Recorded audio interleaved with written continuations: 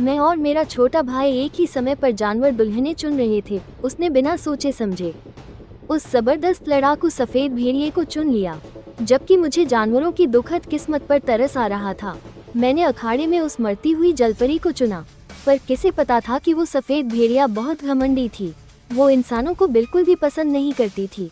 मेरे भाई ने बहुत कोशिश की, पर उसे काबू नहीं कर पाया। दूसरी तरफ मेरी जलपरी दुल्हन बहुत नर्म दिल और ख्याल रखने वाली थी। वो न सिर्फ रोज मेरी सेवा करती थी, बल्कि उसे इलाज करना भी आता था। उसने मेरे सालों से बेकार पड़े पैरों को भी ठीक कर दिया। ये देखकर मेरे भाई की आंखों में जलन उतर आई। उसे डर था कि मैं उससे जायदाद छीन लूंगा, इसलिए उसने एक कार एक्सीडेंट करवा दिया और मुझे मार डाला। जब मैंने दोबारा अपनी आंखें खोली तो मेरा पुनर्जन्म दुल्हन चुनने वाले दिन ही हुआ था। इस बार भाई ने झपटकर उस अधमरी जलपरी को चुन लिया। ये देखकर पिताजी के माथे पर बल पड़ गए। जियाकी, ये तुम क्या मजाक कर रहे हो? वो जलपरी तो हवा के झोंके से उड़ जाए ऐसी लग रही है। वो तुम्हारी क्या मदद करेगी? पापा, मुझे बस यही जलपरी पसंद है। आप बस मेरी एक बार सुन लीजिए। माँ जियाकी का ये रवैया देखकर और जिस तरह वो रुशु को घूर रहा था, मैं शर्त लगा सकता हूँ कि उसका भी पुनर्जन्म हुआ है। मैं और माँ जियाकी सगे भाई हैं।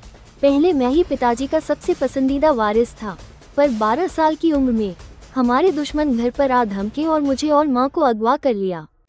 मैंने अपनी दोनों टांगें गंवा दी, तब जाकर मैं उस शैतानी गुफा से बचकर निकल पाया।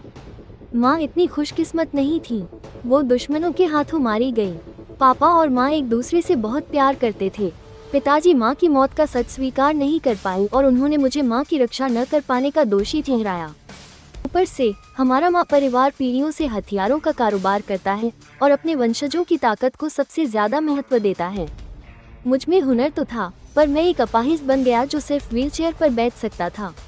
मैं किसी के सामने आने लायक नहीं रहा, इसलिए पिताजी ने भी मुझसे उम्मीद छोड़ दी और मेरे छोटे भाई माँ जियाकी को तैयार करने लगे। इतने साल बीत गए, मुझे पिताजी के उसकी तरफ झुकाव की आदत हो गई है। अब माँ जियाकी बस थोड़ी जिद कर रहा था, तो पिताजी को भी मजबूरन हाँ कहना पड़ा। माँ जियाकी तो खुशी से फूला नहीं समा रहा था। उसने नीलामी का पैडल उठाया। कर्मचारी तुरंत उसके पास आ गए। पैसे लेने के बाद वो फौरन रुशु की जंजीरें खोलने चले गए और उसे बड़े अदब से नीचे ले आए। इस वक्त रुशु बहुत ही बेचारी लग रही थी। अपने जख्मों की परवाह किए बिना वो घुटनों के बल बैठ गई और माँ जियाकी को सिर झुकाकर प्रणाम किया। छोटे मालिक, मेरा नाम रुशु है। मुझे बचाने के लिए आपका शुक्रिया। मैं भविष्य में आपकी बहुत अच्छी सी सेवा करूंगी। ठीक है, ठीक है, ठीक है। माँ जियाकी तो तारीफ सुनकर खुश हो गया और उसने एक हाथ से रुशु को उठाया और उसे अपनी बाहों में भर लिया। छोटी सुंदरी, भविष्य में तुम्हें मेरी अच्छे से मदद करनी होगी। मैं पूरी तरह तुम पर ही निर्भर हूँ। यह नज़ारा देखकर मैं अपनी हंसी नहीं रोक पाया। मेरा बेवकूफ छोटा भाई, इस जहरीली जलपरी को तुम अपनी जान से ज्यादा प्यार करो। उसकी ये नरमी और वफादारी सब एक दिखावा है। जहाँ तक मेरी बात है, मैंने अखाड़े में खून से लथपथ पर फिर भी तनकर खड़ी उस सफेद भेड़िए लुओशी की तरफ इशारा किया। मुझे ये सफेद भेड़िया चाहिए। भेड़िया वंश की 5 इंद्रियां सबसे तेज होती हैं। मेरे बात खत्म करते ही उसकी घमंडी नजरें मुझ पर पड़ी और उसकी आंखों में नफरत भरी हुई थी। यह एक तरह की बगावत थी। जब माँ जियाकी ने मेरी पसंद सुनी तो वो जोर जोर से हंसकर मेरा मजाक उड़ाने लगा। मेरे प्यारे भाई, कौन नहीं जानता कि भेड़िया वंश सबसे ज्यादा घमंडी और जिद्दी होता है, और तुम व्हीलचेयर पर बैठे एक अपाहिज के भरोसे तुम उसे अपनी मदद करने के लिए कैसे कह सकते हो? पिताजी ने गंभीर चेहरा बनाकर कहा। उनके चेहरे पर भी साफ साफ असहमति दिख रही थी। मैंने अपने दोनों हाथ घुटनों पर रख लिए। हाँ, मैं अपाहिज हूँ। मैं माँ परिवार का वो कचरा हूँ जिसे कोई भी आकर रौंद सकता है। लेकिन किस्मत ऐसी है, इसका मतलब ये नहीं कि मैं इसे मान लूँ और इसका सामना न करूँ। न जाने क्यों मुझे लगता है कि लुओशी मेरी हालत बदल सकती है। मुझे यकीन है कि मैं उसका भरोसा जीतकर उसे अपने लिए इस्तेमाल कर सकता हूँ और फिर धीरे धीरे वो सब कुछ वापस हासिल कर लूँगा जो मेरा है। पापा, क्या आप मुझे एक और मौका देंगे? मैं वादा करता हूँ, मेरे पास सफ़ेद भेड़िए को काबू करने का तरीका है। जब से माँ गई हैं, मेरे और पिताजी के दिल एक दूसरे से और दूर होते गए। इन सालों में मैंने माँ परिवार में बहुत ताने सहे हैं, लेकिन मैंने कभी शिकायत नहीं की और न ही कभी पिताजी के सामने सिर झुकाया। आज मैं पहली बार पिताजी से कुछ मांग रहा हूँ। शायद अपने दिल के अपराध बोध ने पिताजी को सोचने पर मजबूर कर दिया। उन्होंने कुछ सेकंड तक मुझे घूरा और फिर भी सिर हिला दिया। माँ परिवार की हवेली में वापस आने के बाद माँ जियाकी ने रात का खाना भी मुख्य घर में नहीं खाया। वो जल्दबाजी में रुशुई को खींचकर अपने अलग आंगन में ले गया। थोड़ी ही देर बाद मुझे उस आंगन से माँ जियाकी के चीखने की आवाज़ सुनाई दी। उसके तुरंत बाद नौकर चाकर खून रोकने और जान बचाने वाली तरह तरह की चीज़ें लेकर आने लगे। वे उसके आंगन में अंदर बाहर कर रहे थे। बटलर श्याओ चिंता के मारे पसीने से तरबतर थे। भागकर अभी भी खाना खा रहे पिताजी को बताने आया, मालिक, बहुत बुरा हुआ है। जियाकी छोटे मालिक ने खुद को नुकसान पहुंचाया है। उन्होंने अपना पेट भी फाड़ लिया है। क्या? पिताजी मेज पर हाथ पटक कर खड़े हो गए। तेजी से बाहर की ओर चले। मुख्य घर से बस कुछ ही कदम बाहर निकले थे कि सामने से माँ जियाकी को ऐसे चलते हुए आते देखा जैसे कुछ हुआ ही न हो। पिताजी ने उसके पूरे शरीर पर खून देखा। बेचैनी से पूछा, जियाकी, तुम ठीक तो हो? पापा, मैं ठीक हूँ। मैं तो बस अभी जांच रहा था कि रुशुई में आखिर कितनी काबिलियत है। पिताजी की जांचती हुई नजरें माँ जियाकी के बगल में खड़ी रुशुई पर पड़ी। तब उसने धीरे से समझाते हुए कहा, वो उनके जलपरी कबीले की इस पीढ़ी की सबसे माहिर चिकित्सक जलपरी है। उसके आंसुओं में जबरदस्त इलाज करने की शक्ति है, यहाँ तक कि वो मरे हुए को भी जिंदा कर सकती है। कितनी भी गहरी चोट हो, वो उसे पूरी तरह से ठीक कर सकती है। तुम में वाकई यह काबिलियत है? पिताजी का रुशुई को देखने का नजरिया तुरंत बदल गया। आखिर माँ परिवार हथियारों का कारोबार करता था। सालों भर उन्हें अच्छे और बुरे दोनों तरह के लोगों से निपटना पड़ता था। खतरे का सामना करना और घायल होना तो रोज की बात थी। अब रुशुई के होने से न सिर्फ माँ जियाकी को गंभीर चोटों से बचाया जा सकता था, बल्कि माँ परिवार के दूसरे लोगों की भी मदद हो सकती थी। माँ जियाकी के चेहरे पर गर्व साफ दिख रहा था। पापा, मैंने पहले ही कहा था, मेरी पसंद कभी गलत नहीं हो सकती। बस यही नहीं पता कि भाई ने जो इतनी अच्छी सफ़ेद भेड़िया चुनी है, वो उसका ठीक से इस्तेमाल कर पाएंगे या नहीं। ये कहते हुए बाप बेटे दोनों की नज़रें मेरी तरफ मुड़ गईं। क्योंकि अभी जो हुआ वो बहुत अचानक था, इसलिए घर के लगभग सारे नौकर माँ जियाकी की तरफ भाग गए थे। पिताजी जल्दी में चले गए और रुशि भी गुस्से में जिद कर रही थी। मेरी व्हीलचेयर धकेलने में मदद नहीं करना चाहती थी। मुझे खुद ही व्हीलचेयर के सहारे लड़खड़ाते हुए मुख्य घर से बाहर निकलना पड़ा। काफ़ी देर बाद मैं पिताजी के पीछे पहुंचा। माँ जियाकी की खुशी और सफलता के मुकाबले मुझ जैसा अपाहिज, जिसकी किसी को परवाह नहीं थी, बहुत दयनीय लग रहा था। पिताजी ने मेरी दयनीय हालत देखी। उन्होंने नाक से हूँ की आवाज़ निकाली, मेरे माँ परिवार का बेटा एक औरत को भी काबू में नहीं रख सकता। माँ जियाकी मुझे डांट पड़ते देखकर खुश था, पर चेहरे पर मेरे लिए चिंता जताने का नाटक कर रहा था। पापा, भाई भी ऐसा नहीं चाहते थे। उन्हें थोड़ा समय दीजिए। वे पिता पुत्र का प्यार दिखा रहे थे। मुझे वहीं छोड़कर दूर चले गए। सिर्फ माँ जियाकी के पीछे चल रही रुशुई ही थी, जो मेरे पास से गुजरते हुए उसने चुपके से मेरी तरफ एक नज़र डाली। हालांकि वो खुद को एक कमज़ोर मेमने की तरह दिखाने की पूरी कोशिश कर रही थी, फिर भी मैंने एक ही नज़र में उसकी आंखों की गहराई में छिपी क्रूरता को देख लिया था। चीज़ें मेरी कल्पना से भी ज़्यादा आसानी से आगे बढ़ रही थीं। पिछले जन्म में मुझे पता चला था कि रुशुई के पास ज़बरदस्त इलाज करने की शक्ति है। यह 1 महीने बाद हथियारों के एक सौदे के दौरान हुआ था। दूसरी पार्टी एक पुराना ग्राहक थी। वैसे तो कोई गड़बड़ नहीं होनी चाहिए थी, पर उस दिन उन्होंने हमें धोखा देने की सोची। मैं व्हीलचेयर पर बैठा था, भाग ही नहीं सकता था। मैं सिर्फ अपनी आंखों के सामने खंजर को अपने पेट में घुसते हुए देख सकता था। मुझे लगा था कि इस बार मैं ज़रूर मर जाऊंगा, पर अचानक रुशुई ज़ोर ज़ोर से रोने लगी। रोते रोते वो गाने लगी और उसके आंसू मेरे घाव पर गिरने लगे। मांस और खून धीरे धीरे वापस जुड़ने लगे। वो सुरीली आवाज़ मेरे शरीर के सारे दर्द को भी कम कर रही थी। बाद में मैं माँ परिवार की हवेली में अपने आंगन वाले कमरे के बिस्तर पर जागा। रुशुई ने मुझे बताया कि उसने जलपरी कबीले की चिकित्सा कला का उपयोग करके मुझे बचाया था। साथ ही वो मुझे जलपरी कबीले की एक गुप्त तकनीक भी बताने को तैयार थी। अगर मैं उसका इस्तेमाल करता तो न सिर्फ मेरे दोनों पैर ठीक हो सकते थे, बल्कि मुझे एक पशु मानव जैसा शरीर भी मिल सकता था। पिछले जन्म में मैंने जैसे ही सुना कि मैं अपाहिज होने से छुटकारा पा सकता हूँ, मैं तुरंत रुशुई को वो करने देने के लिए राजी हो गया। बाद में मैं चमत्कारी रूप से स्वस्थ हो गया। और मेरा शरीर भी बहुत ज्यादा मजबूत हो गया। पिताजी मेरे इस बदलाव से बहुत हैरान और खुश थे। मैं तो पहले से ही होशियार था और ऊपर से मैंने कुछ चालें भी चली। धीरे धीरे मैंने वो सारे अधिकार वापस ले लिए जो माँ जियाकी ने सालों से मुझसे छीन रखे थे। लेकिन मेरी सारी मेहनत आखिर में रुशुए के हाथों बर्बाद हो गई। उसकी वो खास तकनीक जो लोगों को ताकतवर बनाती है, असल में एक धोखा है। वो अपनी जान और खून की कीमत पर मिलती है। उसकी साजिश के तहत 6 महीने के अंदर ही मेरा पूरा शरीर सड़ जाएगा और मैं तड़प तड़प कर मर जाऊंगा और उसके खिलाफ कोई सबूत भी नहीं मिलेगा। और ऐसी जानलेवा तकनीक को माँ जियाकी रुशुए से इस्तेमाल करवाने के लिए मरा जा रहा है। उसे माँ परिवार में लाए हुए अभी एक ही दिन हुआ है और वो मरने के लिए बेचैन हो रहा है। माँ जियाकी, जब तुम खुद ही परिवार के मुखिया का पद किसी और को सौंपना चाहते हो तो फिर मैं भी पीछे नहीं हटूंगा। बस तुम्हारी दर्दनाक मौत की खबर का इंतजार है। आधे महीने बाद पिताजी का जन्मदिन था। माँ परिवार में हर तरफ से बिजनेस पार्टनर्स को बुलाया गया था। इस आधे महीने में माँ जियाकी लगभग घर से बाहर निकला ही नहीं। वो सारा दिन रुशुए के साथ आंगन में दरवाजा बंद करके कुछ अभ्यास करता रहा। जब मैंने उसे दावत में दोबारा देखा तो वो पूरी तरह से बदल चुका था। उसकी छाती और बाजुओं की मांसपेशियां ऐसी लग रही थी मानो सूट को फाड़ देंगी। चौड़े कंधे, पतली कमर और मजबूत जांघें, यहाँ तक कि उसका कद भी कुछ इंच बढ़ गया था। मेहमान माँ जियाकी को देखकर हैरान रह गए। पिताजी के एक करीबी व्यापारी दोस्त ने माँ जियाकी को देखते हुए कहा, ओल माँ, तुम्हारा जियाकी क्या फिर से जवान हो रहा है? 6 महीने पहले से कितना अलग लग रहा है। दूसरे मेहमान भी तारीफों के पुल बांधने लगे। हाँ, क्या शरीर है। ये तो मैंने जितने भी बीस्टमैन देखे हैं उन सबसे ज्यादा मजबूत हैं।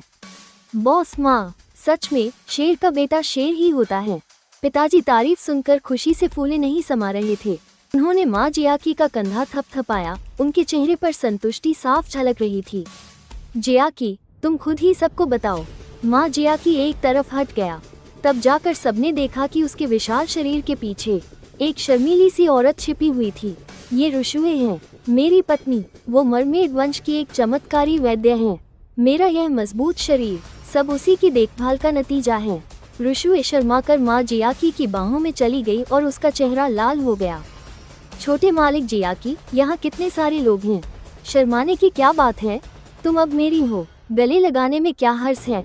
माँ जियाकी ने रुशुए को और भी कसकर गले लगा लिया। उसके चेहरे पर गर्व साफ झलक रहा था। रुशुए ने भी एक आज्ञाकारी और विनम्र होने का नाटक किया। तब जाकर सबको समझ आया। उन्होंने पहले भी सुना था कि कई बीस्टमैन के पास अनोखी काबिलियत होती है।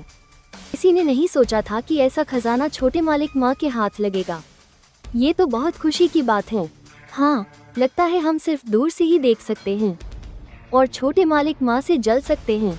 माँ जिया की तारीफ सुनकर हवा में उड़ने लगा। उसकी नज़र किनारे खड़े मुझ पर पड़ी। ये तो कुछ भी नहीं है। मेरे भाई जो बीस्टमैन घर लाए हैं वो कमाल के हैं। सब जानते हैं कि भेड़िया वंश के लोग कितने खूंखार और लड़ाके होते हैं, और मेरे भाई ने तो भेड़िया वंश के सबसे खूंखार सफ़ेद भेड़िए को चुना है। अगर उसे अच्छी तरह से काबू में कर लिया गया तो वो एक बहुत बड़ी ताकत साबित होगा। तब जाकर सबने मेरी तरफ देखना शुरू किया। अभी अभी माँ जियाकी की मरमेड बीस्टमैन ने इतनी कमाल की काबिलियत दिखाई है। जब सबने उसे मेरे भेड़िए की इतनी तारीफ करते सुना तो वो भी मन ही मन उम्मीद करने लगे, अरे तो फिर बड़े मालिक माँ आज उस सफ़ेद भेड़िए को बाहर क्यों नहीं लाए ताकि हम सब भी उसे देख सके। हाँ, सुना है कि अच्छी नस्ल का सफ़ेद भेड़िया मिलना बहुत मुश्किल होता है। मैं भी देखना चाहता था। मैं सबकी उम्मीद भरी नज़रों का सामना कर रहा था, लेकिन मैं उन्हें कोई जवाब नहीं दे सका। पिछले आधे महीने से लुओशी अभी भी अपनी मनमानी करती रही। उसने मेरी बात बिल्कुल नहीं सुनी। आज जन्मदिन की पार्टी में तो वो न जाने कहाँ चली गई। मैं उसे इन मेहमानों को दिखाने के लिए कहाँ से ढूंढ कर लाऊं? पिताजी ने मुझे चुप देखा तो उनके चेहरे की खुशी काफी कम हो गई। माँ के, लुओशी कहाँ है? मैं सच बताने ही वाला था। पापा, लुओशी वो। मेरी बात पूरी भी नहीं हुई थी कि एक नौकर जल्दी जल्दी में पार्टी हॉल में भागा आया। मैंने उसे पहचान लिया। वो नौकर माँ जियाकी के आंगन में लंबे समय से सेवा कर रहा था। वो घबराकर बाहर के लोगों को इशारे कर रहा था। मैंने उस तरफ देखा तो पता चला कि वहाँ 4-5 लंबे तगड़े नौकर थे जो हाथ पैर बंधी हुई लुओशी को जबरदस्ती अंदर ला रहे थे। लुओ शी दर्द से कराहते हुए छटपटा रही थी। उसके सिर पर भेड़िए जैसे कान बाहर निकल आए थे। ऐसा लग रहा था कि उसकी बुरी तरह पिटाई हुई है। मुझे छोड़ो, मुझे छोड़ो, लुओ शी चिल्ला रही थी, लेकिन वो नौकर उसकी बात बिल्कुल नहीं सुन रहे थे। मैं व्हीलचेयर पर था, मेरे लिए आगे जाकर उन्हें रोकना मुश्किल था। मैंने गुस्से से माँ जियाकी से पूछा, भाई इसका क्या मतलब है? माँ जियाकी ने मासूम सा चेहरा बनाकर पिताजी की तरफ देखा। पापा देखिए तो, भैया तो उल्टा मुझे ही दोष दे रहे हैं। उसने बड़ी हमदर्दी जताते हुए समझाना शुरू किया, ये सफेद भेड़िया लुओ शी बहुत जिद्दी और बेकाबू हैं। सिर्फ इस आधे महीने में ही वो पूरे 15 बार भाग चुकी हैं। अगर ये मेरी पशु मानव होती तो मैं उसे हर बार पकड़ने पर बुरी तरह पीटता, लेकिन भैया ने तो अच्छा किया, अपनी पशु मानव को काबू में नहीं किया तो कोई बात नहीं, ऊपर से उसे भागने भी दिया।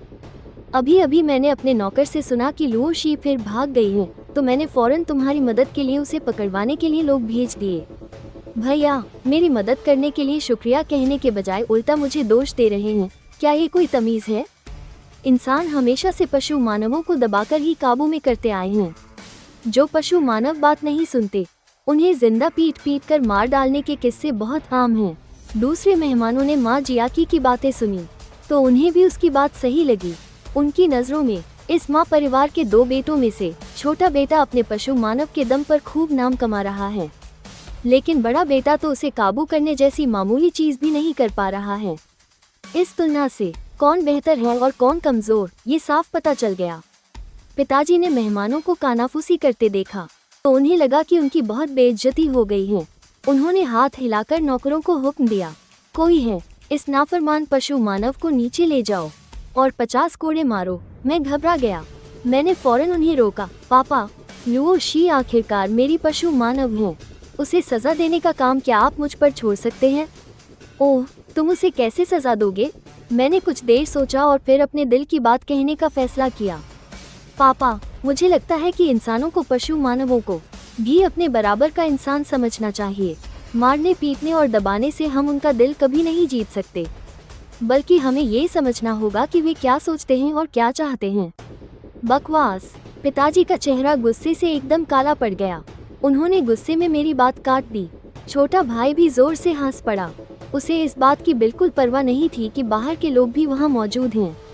भैया, तुम्हारी ये बातें तो आज तक कभी नहीं सुनी। पशु मानवों से इतनी हमदर्दी, कहीं इसलिए तो नहीं क्योंकि तुम खुद एक अपाहिज हो और दूसरों से कमजोर हो, इसीलिए तुम्हें ऐसा महसूस होता है?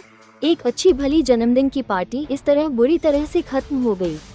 बाद में लुओ शी को कोड़े तो पड़े, लेकिन मेरी मिन्नत करने पर 20 कोड़े कम थे। सफेद भेड़िए का शरीर मजबूत होता है और उसके ठीक होने की ताकत जबरदस्त है। असल में इस तरह की मार लुओ शी को ज्यादा नुकसान नहीं पहुंचाएगी, लेकिन फिर भी मैं एक खास दवा लेकर उसे देखने उसके कमरे में गया। दरवाजा खोलकर अंदर गया तो लुओ शी उदास चेहरा लिए बिस्तर पर औंधी पड़ी थी। मुझे देखकर उसने अजीब तरह से अपना चेहरा दूसरी तरफ घुमा लिया। तुम यहाँ कैसे? मैंने दवा उसके सिरहाने रख दी। मैंने हल्का सा ढक्कन खोला और जड़ी बूटियों की ताज़ा महक बाहर फैल गई। कोड़ों से तुम्हें ज्यादा चोट तो नहीं आई होगी, लेकिन निशान पड़ना तो लाजमी है। ये दवा निशान मिटा सकती है। मैं इसे लगाने में तुम्हारी मदद करता हूँ। नहीं चाहिए। लुओ शी ने मरहम छीन लिया और मेरा हाथ झटक दिया। उसने मुझे खुद को छूने नहीं दिया। वो सिर झुकाए कुछ देर चुप रही, फिर अचानक उसने मुझसे पूछा, हाँ वो माँ यंग मास्टर, मुझे बस माँ कहो। मैंने उसकी बात सुनकर जोर दिया। लुओ शी ने हम कहा और बेमन से अपनी बात सुधारी। हम माँ, मैं बस ये पूछना चाहती थी कि आज पार्टी में जो बातें तुमने कही, क्या वे सच थी? मेरा मतलब है इंसानों और 20 पीपल के बराबर होने वाली बातें। मेरे होठों पर मुस्कान आ गई। मैं लुओ शी की भेड़िए वाली पूंछ को देख रहा था जो उसने पूरी तरह से अंदर नहीं की थी। उस वक्त वो पूंछ धीरे धीरे हिल रही थी, मानो अपने मालिक के प्रति अपनापन जता रही हो। मैं वाकई ऐसा ही सोचता हूँ, इसलिए तुम चिंता मत करो। मैं तुम्हें कोई भी ऐसा काम करने के लिए मजबूर नहीं करूँगा जो तुम नहीं करना चाहती। भले ही मैंने तुम्हें खरीदा है, लेकिन तुम फिर भी आज़ाद हो। तुम जो चाहो वो कर सकती हो। मेरी बात सुनकर लुओ शी पूरी तरह से दंग रह गई। तब मुझे एहसास हुआ कि असल में वो उतनी अड़ियल और बेकाबू नहीं है जितना वह दिखाती है। वो हमेशा खुद को बचाने के लिए तैयार रहती है। जब वो अपनी ढाल नीचे करती है तो वो थोड़ी भोली और प्यारी लगती है। अगले दिन जब मैं अपने कमरे में उठा तो मैंने सबसे पहले नौकर से लुओ शी के बारे में पूछा। वो नौकर काफी देर तक हकलाता रहा और आखिरकार उसने जवाब दिया, जी young master, Luo Xi madam, वो आज भागकर नहीं गई। मैंने अपनी भौहें चढ़ाई। मैं थोड़ा हैरान था। तो फिर वो अभी कहाँ है? मेरे इतना कहते ही कमरे का दरवाजा खुला और एक अजीब सा चेहरा बनाकर लुओ शी एक प्लेट हाथ में लिए अंदर आई। उसने प्लेट मेज पर रखी। मैंने उस पर एक नज़र डाली। जला हुआ अंडा, अधब का बीफ और साथ में जली हुई ब्रेड। यह नाश्ता मैंने तुम्हारे लिए अपने हाथों से बनाया है। कैसा लगा? इमोशनल हुए या नहीं? मैं मुस्कुराया और अंडा उठाया। मैंने एक निवाला खाया और मन के खिलाफ जाकर तारीफ की, अच्छा है। लुओ शी का चेहरा गर्व से भर गया और वो मेरे बिस्तर के पास आकर बैठ गई। मैं धीरे धीरे नाश्ता करता रहा और अनजाने में पूछने का नाटक करते हुए उससे पूछा, आज भागने की कोशिश क्यों नहीं की और मेरे लिए नाश्ता बनाने का भी सोचा? लुओ शी कुछ देर के लिए चुप हो गई, जैसे उसे कोई दुखद बात याद आ गई हो। उसकी आंखें लाल हो गईं। मैंने हाथ बढ़ाकर उसके आंसू पोंछे। तब उसने दुखी मन से कहा, मेरी 2 बड़ी बहनें और मेरी माँ, उन सभी को इंसानों ने पकड़ लिया था। आज तक पता नहीं कि वे जिंदा हैं या मर गई। हम सफ़ेद भेड़िए बहुत ताकतवर होते हैं। बहुत से इंसान हमें ट्रॉफी की तरह पकड़ कर ले जाते हैं। मैंने बचपन से ही अपने जैसे बहुतों को इंसानों के हाथों तड़पते देखा है। वो अचानक चीखी, मैं तुम लोगों से नफरत करती हूँ, लेकिन लगता है तुम उन लोगों जैसे नहीं हो। लुओ शी ने अपना सिर घुमाया। उसकी गहरी नीली आंखें मुझे देख रही थी। तुमने मुझे चोट पहुंचाने के बारे में नहीं सोचा, है ना? मैंने धीरे से उसे गले लगाया और उसकी पीठ थपथपाते हुए कहा, हाँ, मैं तुम्हें चोट नहीं पहुंचाऊंगा, अभी भी नहीं और भविष्य में भी नहीं। क्या तुम मुझ पर विश्वास करोगी? गर्म गर्म आंसू मेरी पीठ पर टपके। लुओ शी की आवाज़ भरी हुई थी। उसने मुझसे पूछा, तो फिर एक और चीज़ है जो मैं करना चाहती हूँ। लुओ शी ने कहा कि भले ही वो लड़ाई में बहुत ताकतवर है, अपनी पीढ़ी की सफ़ेद भेड़िया मादाओं में सबसे मजबूत है, लेकिन उसे मार काट पसंद नहीं है। वो एक ऐसी लड़की है जिसे सजना संवरना बहुत पसंद है। मैं हमेशा उन इंसानी औरतों से जलती थी। वो सुंदर कपड़े पहन सकती हैं, सुंदर गहने पहन सकती हैं। मैं पहले सोचती थी कि काश एक दिन मैं भी सुंदर दिख पाती। मैंने उसकी बचकानी बातें सुनी तो मुझे हंसी आ गई। ये तो बहुत आसान है, मैं तुम्हें खरीदारी के लिए ले जाता हूँ।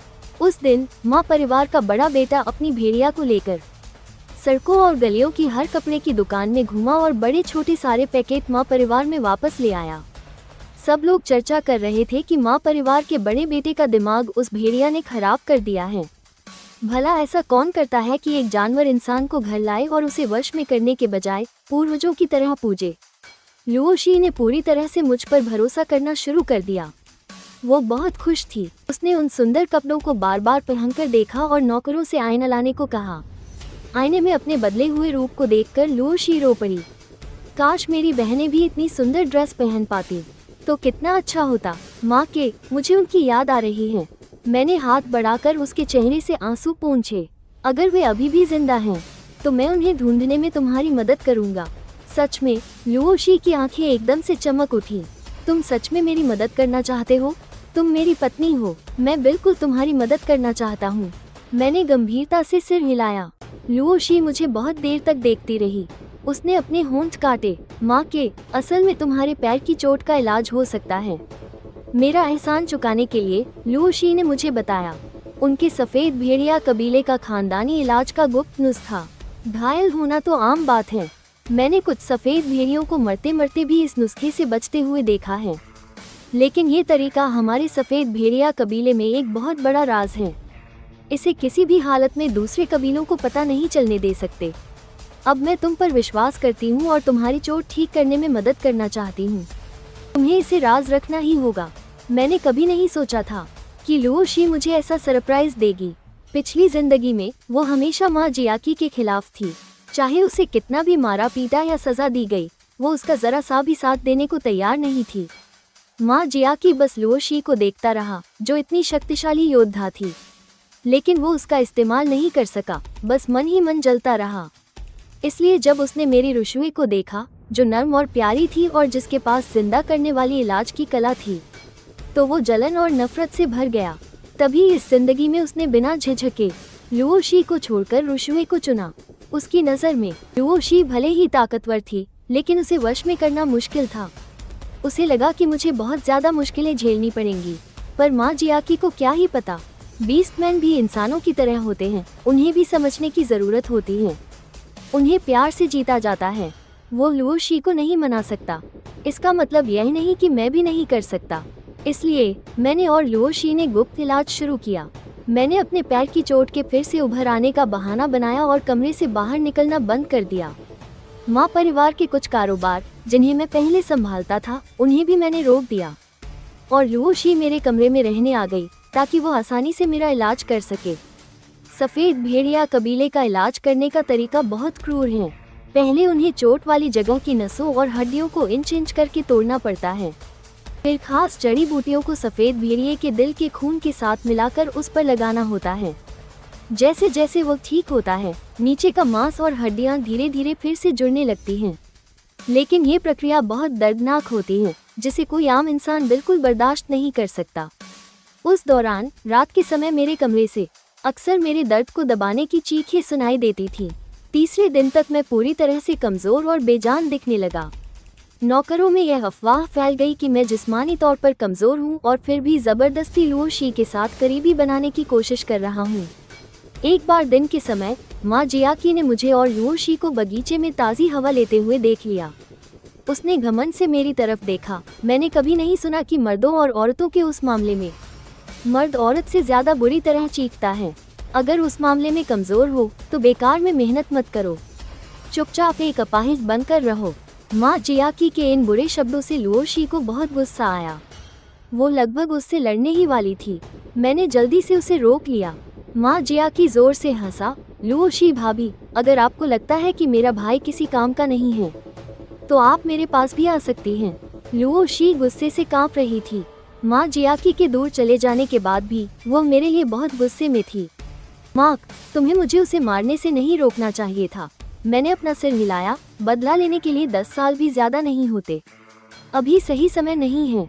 वो जितना ज्यादा घमंड दिखाएगा, समय आने पर उतनी ही बुरी तरह गिरेगा। फिर लगभग आधा महीना और बीत गया। रोजाना लगातार इलाज के बाद मेरे पैरों को अब व्हीलचेयर की जरूरत नहीं थी। मैं पूरी तरह से अपने दम पर खड़ा हो सकता था। हालांकि नसें कभी कभी अभी भी ठीक से काम नहीं करती थीं और राहत के लिए लुओ शी को मेरी मालिश करनी पड़ती थी। एक बार की मालिश में लगभग 2 घंटे लग जाते थे, लेकिन लुओ शी ने कभी शिकायत नहीं की। मैं उसके नर्म और कोमल हाथों को अपने पैरों की मालिश करते हुए महसूस कर रहा था। सफ़ेद भेड़िया कबीले के लोग भले ही जिस्मानी तौर पर मजबूत होते हैं, लेकिन उनकी औरतें ज़्यादातर गोरी और नाजुक त्वचा वाली होती हैं। इस वक्त ऐसे हाथ मेरे उन पैरों पर घूम रहे थे जिनमें अब जान वापस आ गई थी। मेरा दिल जोर से धड़क उठा। लुओ शी ने महसूस किया कि मैं खुद को रोक रहा हूँ। उसने लाल हो चुके कानों के साथ मेरी तरफ एक नज़र डाली। तुम मैं उसे कुछ भावनाओं के साथ देख रहा था। हमारी सांसें एक दूसरे में उलझ गई। मैं उसके थोड़ा और करीब आ गया। आखिरकार मैं रुक गया। आज के लिए बस इतना ही, मैंने अपनी सांस रोकते हुए कहा और फिर लुओ शी को शर्माकर भागते हुए देखकर मुस्कुराया। वो सच में दिन गिन रहा है। मेरे पिछले जन्म के उस मोड़ का समय लगभग आ गया है जब मेरी और माँ जियाकी की किस्मत बदल गई थी। गैंग की लड़ाई। अब का माँ जियाकी आधे महीने पहले से भी ज्यादा मजबूत हो गया है। पिछले जन्म में लुओ शुए ने मेरे शरीर को मजबूत बनाया था। शायद वो बहुत ज्यादा सख्ती नहीं करना चाहता था ताकि मैं बहुत जल्दी न मर जाऊं और किसी को शक न हो। शरीर को मजबूत बनाने का काम लगभग हफ्ते में एक बार होता था, लेकिन माँ जियाकी हमेशा से घमंडी और बेसब्र रहा है। उसने पिछले जन्म में नुकसान उठाया था और फिर से जन्म लिया है। वो मुझसे, यानी अपनी सबसे बड़ी मुसीबत से जल्द पूरी तरह छुटकारा पाना चाहता है। वो हर दिन लुओ शुए को अपने शरीर को मजबूत बनाने के लिए परेशान करता है। अब वो बहुत ज़्यादा लंबा चौड़ा और मजबूत हो गया है। वो एक इंसान से ज़्यादा एक हट्टा कट्टा बीस्टमैन जैसा दिखता है। लेकिन पिताजी माँ जियाकी के इस बदलाव से बहुत खुश हैं। माँ परिवार कई पीढ़ियों से, माँ खानदान में उसके जैसा मजबूत जिस्म वाला कोई वारिस पैदा नहीं हुआ था। माँ खानदान के हथियारों के कारोबार के लिए ऐसे ताकतवर माँ खानदान के सदस्य का होना फायदेमंद ही था, नुकसानदायक नहीं। और मैं अब भी उतना ही कमजोर और नाजुक था। माँ खानदान के कई नौकर कहते थे कि छोटे मालिक माँ को रुओशवे के मिलने के बाद जैसे शेर को पंख लग गए हों। अगला मुखिया वही बनेंगे, लेकिन मेरे पास तो लुओशी जैसा ताकतवर भेड़िया मानव था, पर मैं उसका इस्तेमाल करना नहीं जानता था। हर दिन बस अपनी अय्याशी के बारे में ही सोचता रहता था कि मैं अब सुधरने वाला नहीं हूँ। ये बात मेरे पिता के कानों तक पहुँची। कहने वाले ने तो बस कह दिया था, पर सुनने वाले ने इसका मतलब निकाल लिया था। वो मुझसे और भी ज्यादा निराश हो गए। देखते ही देखते साल में एक बार चेंग गैंग के साथ कारोबार की बातचीत का समय आ गया। उन्होंने मुझे और माँ चाची को बुलाया। मेरे मुंह पर उन्होंने कहा, माँ मुझे लगा था कि जब तुमने मुझसे जानवरों की लड़ाई के अखाड़े में अपने लिए लुओशी को खरीदने के लिए कहा था तो तुम सच में बदलना चाहते थे, पर तुमने मुझे बहुत निराश किया है। जब ऐसा ही है तो इस साल चेंग गैंग के साथ हथियारों का सौदा पूरी तरह से चाची संभालेगा। तुम्हें अब से इस कारोबार को देखने की जरूरत नहीं है।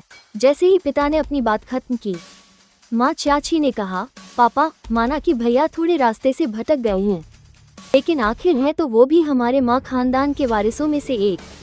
अगर हम उन्हें यूं ही बदल देंगे तो बाहर वाले क्या कहेंगे कि हमारे माँ खानदान में आपस में बनती नहीं है।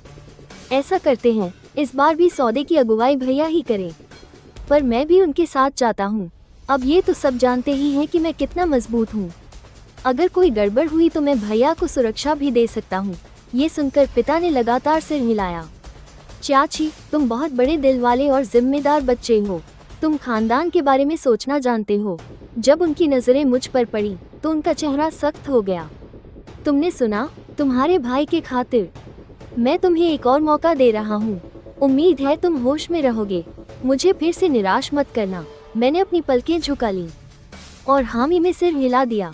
मेरे सीधी सादी सोच वाले पिता को क्या पता था कि माँ चाची कोई भाई का फर्ज नहीं निभा रहा था और न ही खानदान के बारे में सोच रहा था। उसे साफ साफ पता था कि इस बार वहाँ जरूर कोई खूनी लड़ाई या दंगा होगा। वो खुद तो खतरा मोल नहीं लेना चाहता था और साथ ही ये भी नहीं चाहता था कि मैं सही सलामत बचूं। और इस बार उसकी नज़र में मेरे घावों को भरने के लिए रुओशवे मेरे पास नहीं थी, तो शायद मैं इस लड़ाई में सीधे सीधे मारा जाता। तब वो सीधे खानदान के मुखिया की गद्दी पर बैठ सकता था। सौदे वाले दिन उम्मीद के मुताबिक पिछली बार की तरह ही चेंग गैंग ने सौदे के लिए जिस आदमी को भेजा था, उसने 2-3 बातें भी पूरी नहीं की थी कि उसने अपना छिपा हुआ हथियार निकाला और घूंप दिया हमारे लाए हुए आदमियों पर। सामने खड़े कुछ गुंडे आवाज के साथ जमीन पर गिर पड़े। जब तक हम कुछ समझ पाते वहाँ पहले ही खून खराबा मच चुका था। हर तरफ अफरा तफरी थी। माँ चाची बिल्कुल भी नहीं घबराया। वो एक एक कदम पीछे हटता गया, पर मदद के लिए आगे नहीं आया। वो बस अपनी आंखों के सामने माँ खानदान के लाए हुए लोगों को एक एक करके बुरी तरह मरते हुए देखता रहा। जहाँ मैं था उसके सामने एक लोहे की प्लेट थी जिसे आड़ के तौर पर इस्तेमाल किया जा सकता था, लेकिन मैं व्हीलचेयर पर था, इसलिए बहुत आसान निशाना था। जल्द ही चेंग गैंग के एक गुंडे की नज़र मुझ पर पड़ गई।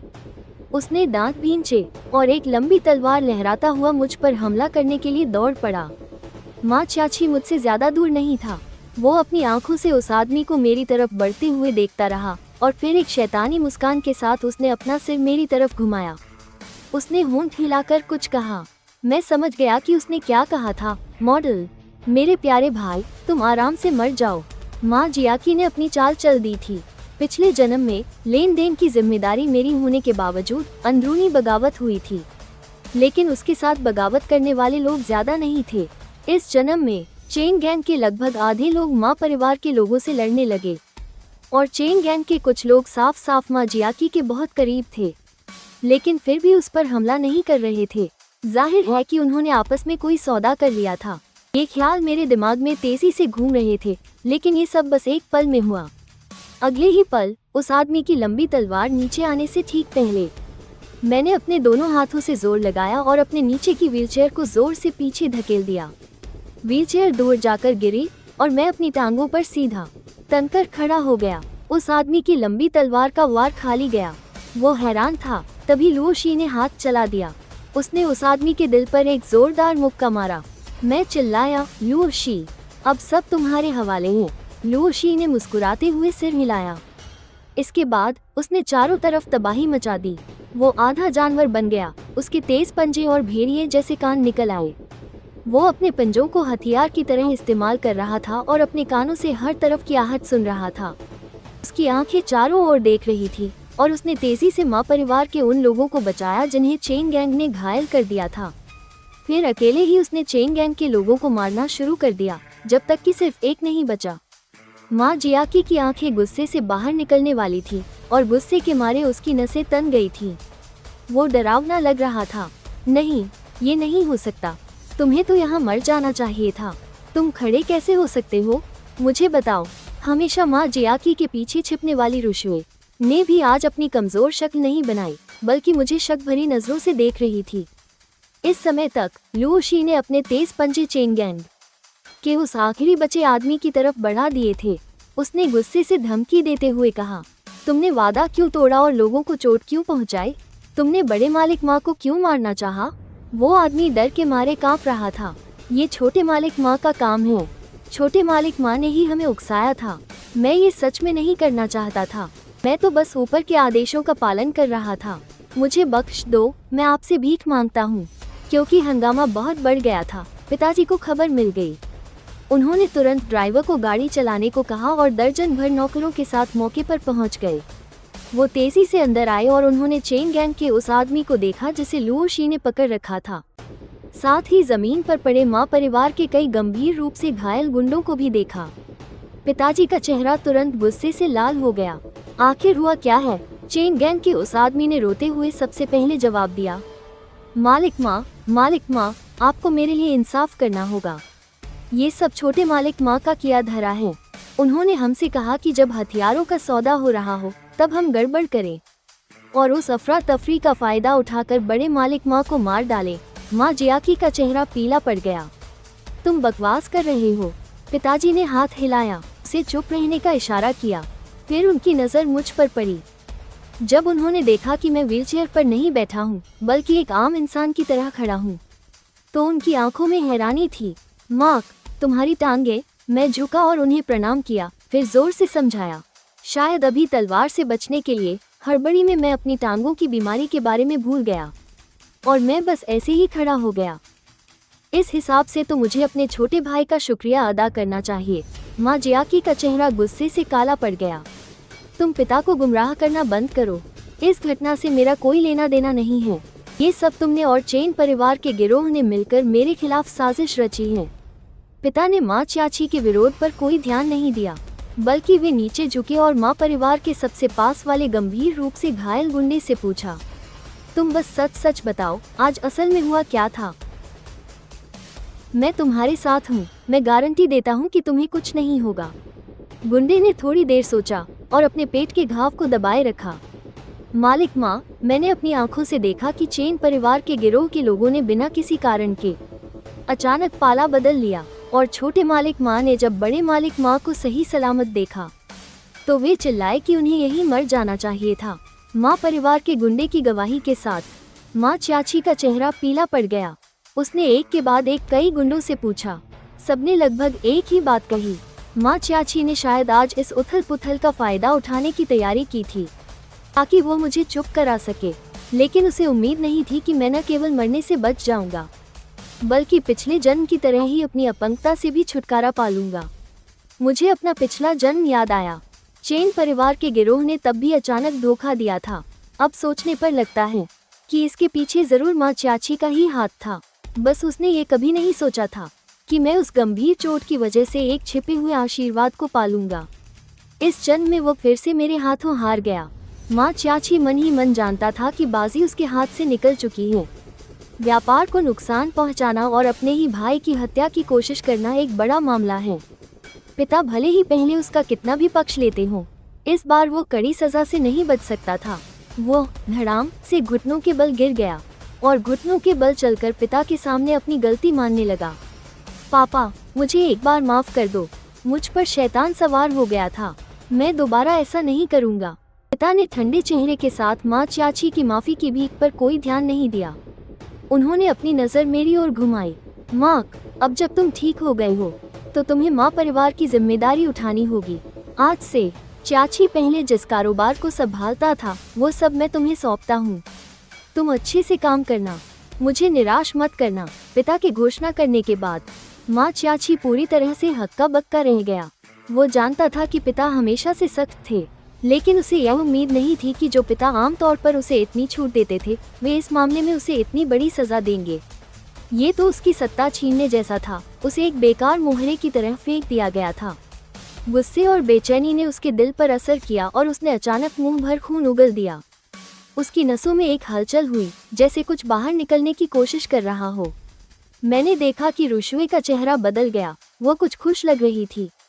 लगता है इन दिनों में वो अपनी ताकत बढ़ाने की जल्दी में था, जिससे रुशुए को उसके शरीर में काफी जहर इकट्ठा करने का मौका मिल गया। अब जैसे ही उसका मिजाज बदला, वो सारा जहर एक साथ असर करने लगा। लगता है माँ चाची अब ज्यादा दिन नहीं जिएगा। चेन परिवार के गिरोह वाली घटना के बाद मैंने काम शुरू कर दिया। मैंने उस कारोबार को संभालना शुरू किया जिसकी पूरी जिम्मेदारी पहले माँ चाची की थी। हिसाब किताब की जांच करने पर ही पता चला कि इन सालों में जिन कारोबारों का वो मुख्य प्रभारी था, उनसे कोई मुनाफा नहीं हुआ, बल्कि कई जगहों पर बड़ा घाटा भी हुआ था। असल में अगर हुनर की बात करें तो वो मुझसे बहुत कम था, लेकिन उसमें पिता को घाटे के बारे में बताने की हिम्मत नहीं थी। वो लगातार अवैध धंधों को चला रहा था ताकि इन घाटों की भरपाई कर सके। यही वजह थी कि वो मुझे अपने लिए सबसे बड़ा खतरा मानता था। उसे डर था कि एक दिन सब कुछ सामने आ जाएगा और पिता उसके कारोबार को मेरे हवाले कर देंगे। लेकिन हजारों कोशिशों के बाद भी वो इस दिन से बच नहीं पाया। मैंने तैयार किया हुआ हिसाब किताब पिता को देखने के लिए दिया और उन्हें उसमें हुए घाटों के बारे में ध्यान से समझाया। पिता बेहद गुस्से में थे। माँ जियाकी ने इतने सालों तक होशियार और काबिल होने का नाटक करके उन्हें धोखा दिया। एक ऐसे पिता के लिए जिनकी इज्जत ही सब कुछ हो, वो इस बात को कैसे बर्दाश्त कर सकते थे। उन्होंने माँ जियाकी को उसकी हवेली में नजरबंद करने का हुक्म दिया और उनकी इजाजत के बिना अंदर बाहर जाने पर रोक लगा दी। और मैंने भी पिताजी के भरोसे का फायदा उठाते हुए बिजनेस में अपनी पहचान बनाने में तेजी दिखाई। बाहर कुछ अमीर व्यापारी जो पहले माँ जियाकी की चापलूसी करते थे, ये सुनकर कि हमारे माँ परिवार में हवा बदल गई है, एक एक करके मेरी तरफ दोस्ती का हाथ बढ़ाने लगे। कई बार साथ में काम करने के बाद कुछ अमीर व्यापारी मुझसे घुल मिल गए। वे दिल से मेरी तारीफ करते कि माँ जियाकी के मुकाबले मैं काम में कहीं ज्यादा शांत और भरोसेमंद हूँ।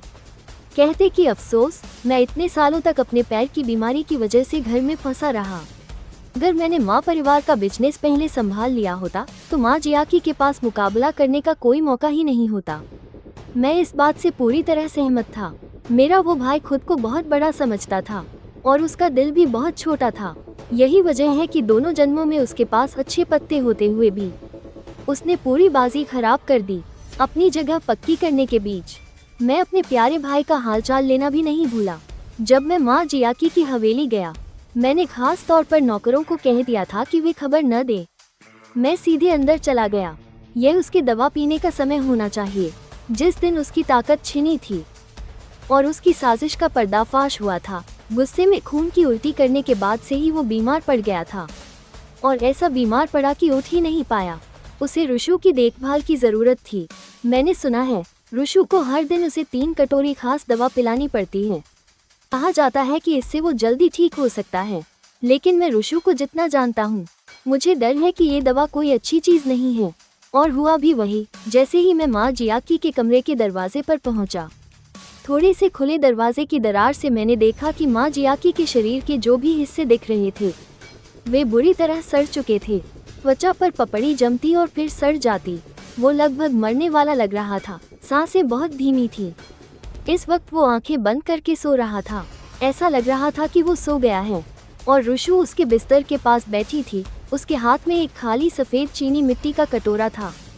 शायद माँ जियाकी को गहरी नींद में देखकर और कमरे में हमेशा कोई न होने की वजह से रुशु ने अपना असली रूप दिखाया। माँ जियाकी, ओ माँ जियाकी, तुम तो बहुत ऊंचे दर्जे के इंसान थे ना। अब क्यों कुछ बोल नहीं पा रहे, हाथ भी नहीं हिला पा रहे। हमारे जलमानव कबीले का गुप्त तरीका कैसा लगा? लगता है तुम मरते दम तक नहीं जान पाओगे कि इस ताकत की कीमत जान देकर चुकानी पड़ती है।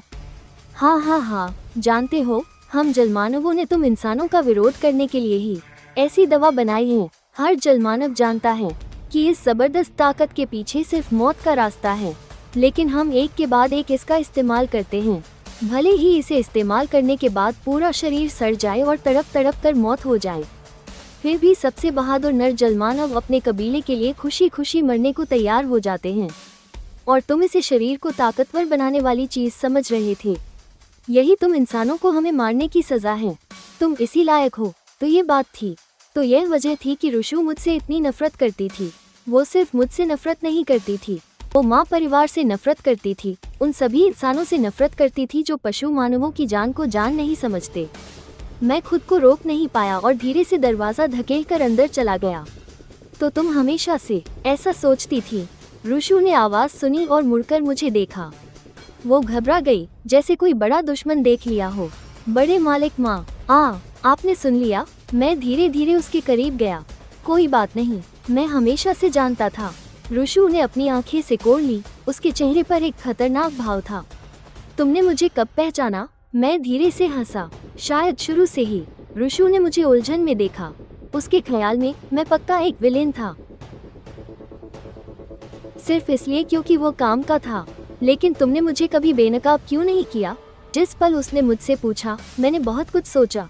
पिछले जन्म में रुशु से शादी की, उसने मेरे घावों का इलाज किया, मेरी टांग ठीक की, और फिर बाद में रोजमर्रा की वो मुलाकातें जो देखने में बहुत अच्छी लगती थी। मुझे लगता है कि मैं असल में उससे नफरत नहीं करता था।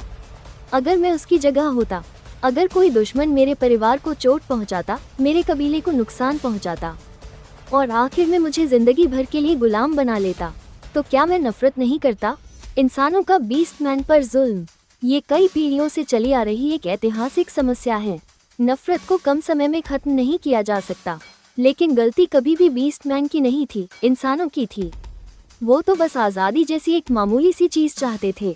सोचते सोचते मैंने देखा कि माँ जियाकी को, जिसे गहरी नींद में होना चाहिए था, उसकी पलकें हिली। मैं मन ही मन समझ गया, शायद वो बहुत पहले ही जाग गया था। मुझे और रुशु को वहाँ देखकर और यह जानते हुए कि वो मुकाबला नहीं कर सकता, वो सोने का नाटक कर रहा था, तो मैंने उंगली से माँ जियाकी की पलकों की ओर इशारा किया। रुशु ने भी तुरंत कुछ गड़बड़ महसूस की। उसने होठों से पूछा कि क्या करना है। मैं मुस्कुराया और पहले से तैयार की हुई गूंगा करने की दवा निकाली। वैसे भी ये दवा का पैकेट मैं आज माँ जियाकी पर इस्तेमाल करने ही वाला था। सोचा नहीं था कि ये उम्मीद से ज्यादा काम आएगी। उसके बाद मैंने खुद कुछ नहीं किया। मेरी जगह रुशु ने उस दवा से माँ जियाकी को गूंगा कर दिया। अब उसके हाथ पैर सड़ रहे हैं। वो लिख नहीं सकता और बोलकर अपना बचाव भी नहीं कर सकता। उसे रोजमर्रा के कामों के लिए जलपरी की देखभाल की जरूरत है, और साथ ही पिता के आदेश के बिना वो शायद हवेली में मर भी जाए तो बाहर नहीं निकल सकता। माँ जियाकी मुझसे मुकाबला करने की अपनी काबिलियत पूरी तरह खो चुका है, और मैंने धीरे धीरे माँ परिवार में अपनी जगह बना ली है। माँ जियाकी की मौत के बाद मैंने पिता से आधिकारिक तौर पर परिवार के मुखिया का पद ले लिया और माँ परिवार के हथियारों के कारोबार को एक नई ऊंचाई पर पहुंचा दिया।